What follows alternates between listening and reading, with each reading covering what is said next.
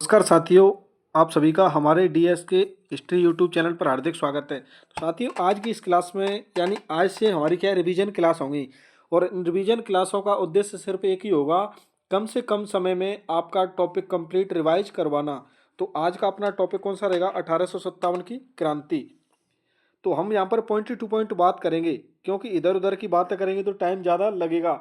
और मेरा उद्देश्य यही है, आप किसी भी एग्जाम की तैयारी कर रहे हो, जैसे 1857 की क्रांति है, इसे क्लास में करवाते समय कम से कम 3 घंटे का टाइम लगता है। और मेरा यह उद्देश्य रहेगा कि आज की यह क्लास हमारी 30 से 35 मिनट की हो और उसमें हमारा कंप्लीट चैप्टर 1857 की क्रांति कंप्लीट हो जाए और जो भी इम्पोर्टेंट पॉइंट हो उनको उनके बारे में आपको पता चल जाए। और आपको यह याद रखना होगा इसमें से क्या याद करना है और क्या छोड़ना है। तो साथियों, बात करते हैं किस आज का टॉपिक कौन सा है? 1857 की क्रांति। तो 1857 की क्रांति के बारे में सबसे पहले आपको ध्यान रखना होगा कि इसकी जानकारी के स्रोतों के बारे में। तो जानकारी के स्रोतों में आपको ध्यान रखना है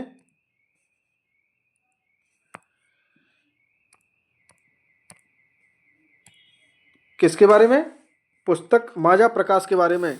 तो इसके माजा प्रकाश के बारे में आपको ध्यान रखना है, इसके लेखक कौन थे? विष्णु भट्ट गोडसे।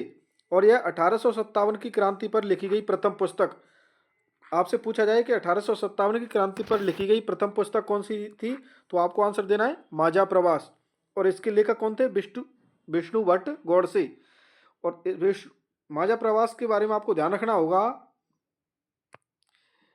कि माजा प्रवास एक यात्रा वृत्तांत है जो कि गोडसे द्वारा मद्रास से ग्वालियर जाते समय देखी गई क्रांति की घटनाओं का वर्णन किया गया है। यानी ग्वालियर व उत्तरी भारत की घटनाएं का वर्णन कौन से में मिलता है? माजा प्रवास में। तो इसके बारे में सिर्फ आपको दो बातें ध्यान रखनी है कि इसके लेखक कौन थे और यह 1857 की क्रांति पर लिखी गई प्रथम पुस्तक थी। कौन सी? माजा प्रवास। अब बात करते हैं नेक्स्ट पॉइंट को लेकर। तो नेक्स्ट पॉइंट में आपको ध्यान रखना होगा, यहाँ पर और भी लाइन लिख रखी है, जैसे माजा प्रवास मूलतः मद्रासी भाषा में लिखा गया। नेक्स्ट पॉइंट, विष्णु भट्ट गोडसे ने इस ग्रंथ में उन 84 नियमों का उल्लेख किया है जिनके माध्यम से अंग्रेज भारतीय जनता का उत्पीड़न कर रही थी। तो यह आपके एग्जाम की दृष्टि से बिल्कुल भी इम्पोर्टेंट नहीं है। सिर्फ आपको जो मैंने ऊपर बताया कि इसके लेखक कौन से थे और यह 1857 की क्रांति पर लिखी गई प्रथम पुस्तक थी, यह दो पॉइंट आपको ध्यान रखने हैं। उसके बाद आपको ध्यान रखना है ए फ्रॉम स्पॉय टू द सूबेदार। इसके बारे में ध्यान रखना है कि नारगेट दास द्वारा अंग्रेजी भाषा में लिखित ग्रंथ कौन सा? ए फ्रॉम स्पाई टू द सूबेदार। तो ये किनका ग्रंथ है? नारगेट दास का। 1857 की क्रांति के एक सैनिक सीताराम पांडे के अवधी भाषा में लिखे गए संस्मरणों का अनुवाद नारगेट द्वारा किया गया। तो इसमें किसके संस्मरण मिलते हैं? सीताराम पांडे के। तो इसके बारे में आपको ध्यान रखना होगा कि ए फ्रॉम स्पॉट टू द सूबेदार के लेखक कौन थे? नारगेट दास। और इसमें किसके बारे में जानकारी मिलती है? सीताराम पांडे के बारे में। उसके बाद बात करते हैं नेक्स्ट स्लाइड को लेकर। उसके बारे में नेक्स्ट पॉइंट आपको ध्यान रखना है, ए ग्रेट रिवेलियन किनकी पुस्तक है? अशोक मेहता की। आपसे पूछा जाएगा कि भारत का प्रथम स्वतंत्रता संग्राम पुस्तक के लेखक कौन से थे? वीडी सावरकर। उसके बारे में आपको ध्यान रखना है 1857। सीधे सीधे पुस्तकों के नाम पूछे जाते हैं, बिल्कुल नहीं पूछा जाता कि 100वीं वर्षगांठ 50वीं वर्षगांठ, कोई मतलब नहीं है। यह सिर्फ एक्स्ट्रा मैटर है जिसको कि आपको छोड़ना है। आपको ध्यान रखना है द ग्रेट रेवेलियन की पुस्तक के लेखक कौन से थे? अशोक मेहता। भारत का प्रथम स्वतंत्रता संग्राम के लेखक कौन से थे? वीडी सावरकर। 1857 के लेखक कौन से थे? S N Sen. यह 3 पॉइंट आपको ध्यान रखनी है। उसके बाद बात करते हैं नेक्स्ट पॉइंट को लेकर। तो नेक्स्ट पॉइंट में आपको ध्यान रखना है द स्पॉय म्यूटिनी रिवोल्ट ऑफ 1857 के लेखक कौन से थे? आर.सी. मजूमदार। कौन थे? आर.सी. मजूमदार। यह सभी 6 तो पुस्तकों के नाम आपको ध्यान रखने हैं, क्योंकि आपको एक तरफ पुस्तकें दी जा सकती हैं और एक तरफ 4 लेखकों के नाम और मिलान करने को लेकर भी आपसे प्रश्न पूछा जा सकता है। उसके बाद आपसे पूछा जा सकता है कि 1857 की क्रांति के समय इंग्लैंड की महारानी कौन थी? तो आपको आंसर देना है विक्टोरिया। बात करते हैं 1857 क्रांति के समय इंग्लैंड का प्रधानमंत्री कौन था? तो कौन था? पामस्टर्न। और भारत का गवर्नर जनरल कौन था?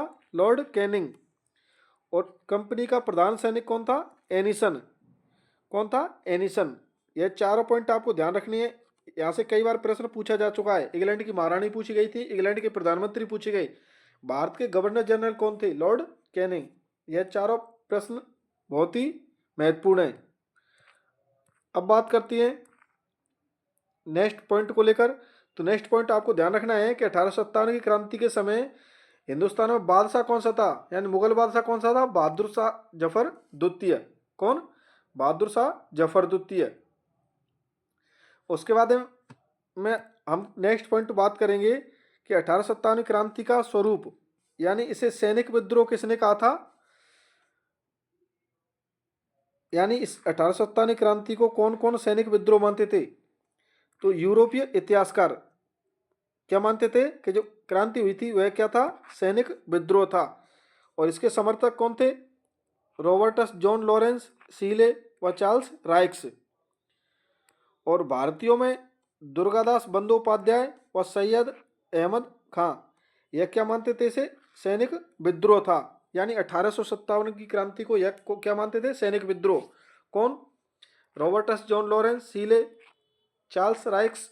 और भारतीयों में कौन मानते थे? दुर्गादास बंदोपाध्याय, सैयद अहमद खां। अब आपको नेक्स्ट पॉइंट ध्यान रखना होगा। तो यहाँ पर निष्कर्ष भी दे रखा है, जैसे निसंदेह सैनिक विद्रोह के रूप में प्रारंभ हुआ, परंतु बाद में समाज के प्रत्येक वर्ग ने इसमें भाग लिया था। यह बिल्कुल सही है। अब बात करते हैं मुस्लिम षड्यंत्र या हिंदू मुस्लिम षड्यंत्र किसने कहा था? जेम्स आउटरम व डब्ल्यू टेलर के द्वारा। यहाँ पर कथन दे रखा है कि हिंदुओं की आड़ में मुस्लिम षड्यंत्र, क्योंकि मुस्लिम पुनः सत्ता की स्थापना का प्रयास कर रहे थे। तो सिर्फ आपको यहाँ से एक ही चीज़ ध्यान रखनी है, बाकी व्याख्या बाद में ध्यान रख लेना। अभी आपको एग्जाम क्रैक करना है तो आपको महत्वपूर्ण पॉइंट ही ध्यान रखने हैं। हिंदू मुस्लिम षड्यंत्र किसने कहा 1857 क्रांति को? तो आपको ध्यान रखना है जेम्स आउटरम व डब्ल्यू टेलर के द्वारा कहा गया था। उसके बाद में यहाँ पर दे रखा है कि इस मत का समर्थन किस किसने किया था? कोपलैंड व मॉरिसन के द्वारा। इसने भी क्या कहा था? हिंदू मुस्लिम षड्यंत्र। निष्कर्ष दे रखा है जैसे 1857 क्रांति में हिंदुओं ने सर्वाधिक भाग लिया था, यह कथन अनुचित है। तो यह सही बता रखा है कि सर्वाधिक तो 1857 क्रांति में हिंदुओं ने भाग लिया था, तो यह हिंदू मुस्लिम षड्यंत्र तो हो ही नहीं सकता। अब बात करते हैं नेक्स्ट स्लाइड को लेकर। तो 1857 क्रांति को राष्ट्रीय विद्रोह किसने कहा? तो 1857 क्रांति को राष्ट्रीय विद्रोह किसने कहा था? बेंजामिन डिज़रायली ने। किसने कहा? बेंजामिन डिज़रायली ने। यानी ब्रिटेन के राजनेता थे कौन? Benjamin Disraeli. इन्होंने 27 जुलाई 1857 को ब्रिटेन के हाउस ऑफ कॉमन्स में इसे राष्ट्रीय विद्रोह कहा। आपको कुछ नहीं ध्यान रखना कि 27 जुलाई 1857 को कहा या ब्रिटेन के राजनेता, सिर्फ आपको यह पता होना चाहिए कि बेंजामिन डिज़रायली कौन थे। तो ये ब्रिटेन के राजनेता थे और इन्होंने 1857 की क्रांति को राष्ट्रीय विद्रोह कहा। आपसे पूछा जाएगा 1857 की क्रांति राष्ट्रीय विद्रोह थी या राष्ट्रीय विद्रोह था, तो किसने कहा था? बेंजामिन डिज़रायली ने। और भारतीय इतिहासकार अशोक मेहता भी इस मत का समर्थन करते हैं। तो अशोक मेहता ने भी इसे क्या कहा था? राष्ट्रीय विद्रोह। यानी बेंजामिन डिज़रायली ने कहा राष्ट्रीय विद्रोह और इसका समर्थन किया। समर्थन का मतलब है इनका भी यही मानना था। तो अशोक मेहता के बारे में पूछा जाए तो आपको उनको बताना है कि उनके अनुसार भी 1857 क्रांति क्या थी? राष्ट्रीय विद्रोह थी। एस.एन. मेहता ने अपनी पुस्तक 1857 में लिखा है कि जो कुछ धर्म की लड़ाई के रूप में प्रारंभ हुआ वह स्वतंत्रता संग्राम के रूप में समाप्त हुआ। तो आपको तो सिर्फ यह ध्यान रखना है कि बेंजामिन डिज़रायली व अशोक मेहता के अनुसार 1857 की क्रांति क्या थी? राष्ट्रीय विद्रोह थी। उसके बाद नेक्स्ट पॉइंट आपको ध्यान रखना होगा, यहाँ पर बात करते हैं कि 1857 क्रांति से पूर्व कुछ विद्रोह हुए थे, तो इन विद्रोह को लेकर भी आपसे प्रश्न पूछा जाता है। तो आपको ध्यान रखना है कि बेलूर विद्रोह कब हुआ था? 1806 में। कब हुआ? 1806 में। अब यह सिपाही ड्रेस कोड में बदलाव का अधिनियम आया था 1805 में, उसको लेकर हुआ था। लेकिन आपको तो यहाँ से ना तो सिपाही कोड के बारे में पूछेंगे ना 1805 के अधिनियम के बारे में पूछेंगे। आपकी परीक्षा में यहाँ से प्रश्न आएगा सीधा कि बेलूर विद्रोह कब हुआ। तो आपको बेलूर विद्रोह की डेट ध्यान रखनी है, कब? 1806। क्योंकि हमें तो पॉइंट टू पॉइंट ही बात करनी है। जैसे बेलूर विद्रोह 1806 कारण क्या था? नवंबर 1805 में पारित एक अधिनियम द्वारा सिपाही ड्रेस कोड में बदलाव किया गया। भारतीय हिंदू सैनिकों को जातीय तिलक व धार्मिक वस्त्र पहनने पर रोक लगा दी गई। किस अधिनियम के द्वारा? सिपाही ड्रेस कोड के द्वारा। मुस्लिम सैनिकों को दाढ़ी मूछ रखने पर पाबंदी लगा दी गई। इस सभी के विरोध में क्या हुआ था? बेलूर विद्रोह। तो बेलूर विद्रोह आपको ध्यान रखना है कब हुआ? 1806 में।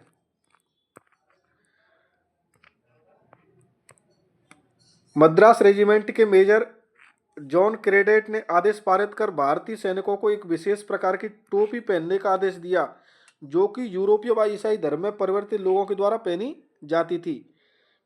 यानी अधिनियम के द्वारा उनके द्वारा एक टोपी दी गई थी कि इस टोपी को पहनिए।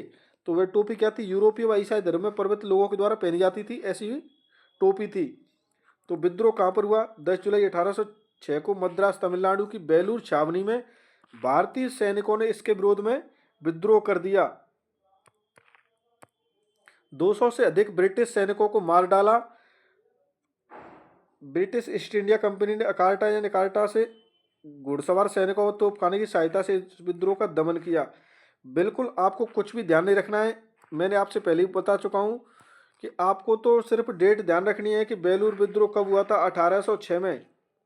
उसके अलावा ड्रेस कोड क्या था? जाति धर्म तिलक व धार्मिक वस्त्र को लेकर हुआ। मुस्लिमों की दाढ़ी मूछ रखना बंद कर दिया। यह एक माइंड में होना चाहिए। लेकिन एग्जाम में क्या आएगा? तो जो एग्जाम में आएगा उसे आप भले ही शॉर्ट नोट्स में भी लिख सकती हैं।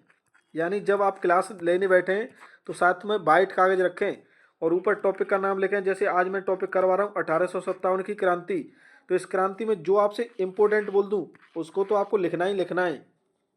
और उसके अलावा आपको पॉइंट देखना है, सुनना है, लेकिन लिखना नहीं है।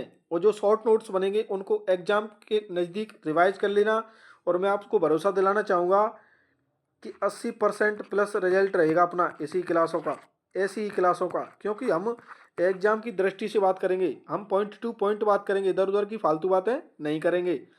और यह तो आज एक अपनी डेमो क्लास है, इसके बाद हम रेगुलर एक वीडियो लेकर आएंगे। अगर आपका रेस्पॉन्स सही रहा, अगर आपने कंप्लीट क्लास देखी और आपने सपोर्ट किया और आपने आग्रह किया कि सर ऐसी क्लास है हमारे लिए, कंप्लीट भारतीय इतिहास की लेकर आइए, तो हम डेली 2-1 दिन बाद कंप्लीट एक एक चैप्टर की शॉर्ट क्लास लेकर आएंगे, जिसमें आपको इम्पोर्टेंट पॉइंट को हाईलाइट कर कर आपके शॉर्ट नोट्स बनवाने का काम करेंगे।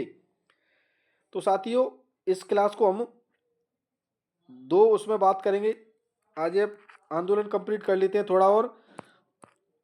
आज का एक भाग रहेगा और एक भाग अगली क्लास का रहेगा, क्योंकि यह एक छोटा वीडियो इसलिए बनाया जा रहा है जिससे आपका रेस्पॉन्स जान सकूं कि आप क्या चाहते हो। साथियों, बात करते हैं बैरकपुर विद्रोह के बारे में। तो बैरकपुर विद्रोह कब हुआ था? 1824 में। ये इम्पोर्टेंट है, लिख लेना। बैरकपुर विद्रोह 1824। नेट जेआरएफ जैसे एग्जाम में क्रम लगाने को लेकर प्रश्न सीधा सीधा पूछा जाता है। इसका बैरकपुर विद्रोह का कारण क्या था? तत्कालीन गवर्नर जनरल लॉर्ड हेमस्टन ने भारतीय सैनिकों को समुद्री मार्ग से बर्मा जाने का आदेश दिया। तो भारतीय सैनिकों ने क्या कर दिया? विद्रोह। बैरकपुर की 47वीं रेजिमेंट के सैनिकों ने जाने से इनकार कर विद्रोह कर दिया। यानी एक तो गवर्नर जनरल का नाम ध्यान रखना है।